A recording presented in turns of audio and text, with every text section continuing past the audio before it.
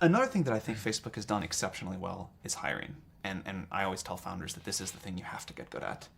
So how have you hired your team, and what do you look for when you bring people on? If you think about it, I started the company when I was 19, right? So I can't institutionally believe that experience is that important, right? Or else I would have a hard time reconciling, myself, right? And the company. So, we invest in people who we think are just really talented, even if they haven't done that thing before.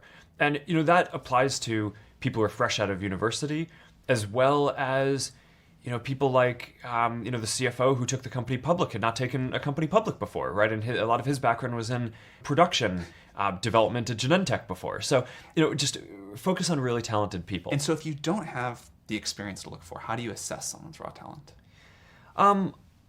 Well, often you can tell from different things that they've done, right? So it's not that, obviously everyone's done something, right? I mean, even if you're 19, right, you've done side projects and interesting stuff.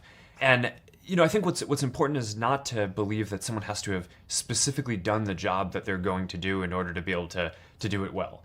One of the things that I think we've done well is just given the people at the company a lot of opportunity, right? So, it's not just me who started when I was 19 and now, I'm running this big company.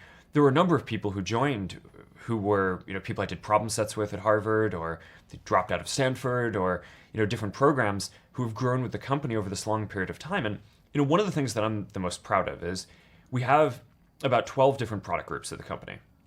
And all of the people who are running them, with the exception of one, did not join the company running a product group or reporting to me. That's amazing. And the one exception is David Marcus, who was the CEO of a $50 billion public company. So I'm pretty happy that he's on board, and having him run a product group I think is a pretty big coup too.